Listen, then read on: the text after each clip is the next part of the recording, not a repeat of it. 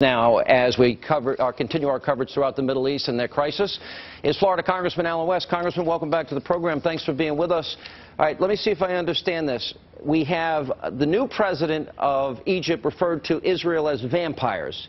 He's been part of a terror organization his entire adult life. The Muslim Brotherhood is calling for more protests and fomenting a lot of this today. The Muslim Brotherhood got to meet the president of the White House. They get $2 billion taxpayer dollars a year. Help me out here. Why would we give them a red cent? Well, Sean, it's very simple, and it's great to be with you. It's because we're operating in Fantasyland. What you see coming from President Obama and the Obama administration is what they call demitude in the Islamic world. When you look at the speech he gave at Turkey, when you look at his bowing to the Saudi king and the interaction there, when you look at the speech that he gave at the University of Cairo, they see weakness, and as Governor Palin said, they see a policy of appeasement.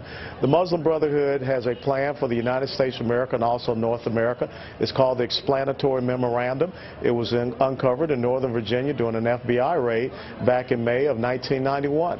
And it's very clear what their intent and their purpose is, also when you read their charter. This is a group that is very closely tied to terrorism, and all of these subsidiary Islamic terrorist groups really have the Muslim Brotherhood as the grandfather organization, which was established back in the 1920s. All right, explain this to me. It seems to me, Congressman, Colonel, we're at a tipping point. Anti-American sentiment, anti-American violence is growing, and we've got a president. I don't even think appeasement is the right word, as much as he is weak.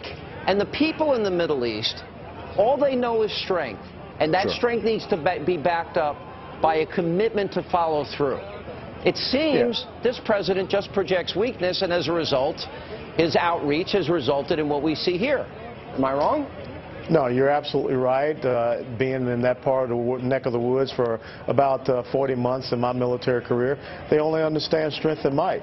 And when you recognize Ronald Reagan's 3 critical words, peace through strength, if you recall back during the Reagan administration when he uncovered that Libya was behind the Germany disco attack that killed some American soldiers, he immediately went right after Muammar Gaddafi and shut him down.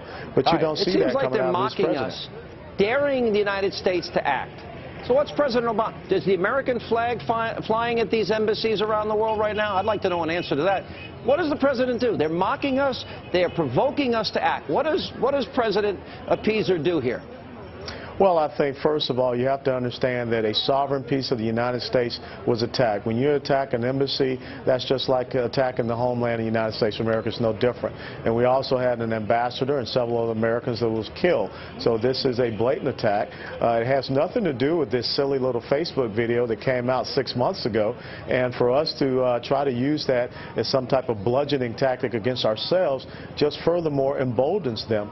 So what we need to do is have very harsh diplomatic stance, first and foremost, to get our American citizens, get these embassies closed down, and we probably need to look at the representatives and diplomats from these countries and tell them to go home and figure out what they're going to do as far as the relations that they're going to have with the United States of America and how they're going to control radical Islamism in their countries. It's very clear that they are taking the side of being enemies of this state, and we need to send that message. And furthermore, the conditions that we have in place for funding, we need to make sure those conditions stay, and we should not let up on those conditions and not provide another cent. And I'll point out, Congressman, that's 3:21 a.m. in the morning, and it's still going on. And it's going on at other places around the world as well. But we appreciate you being with us. Well, you have to be very concerned because Friday prayers are coming, and this is only going to intensify. All right, Congressman, Colonel, it's good to see you. Thanks for being with us.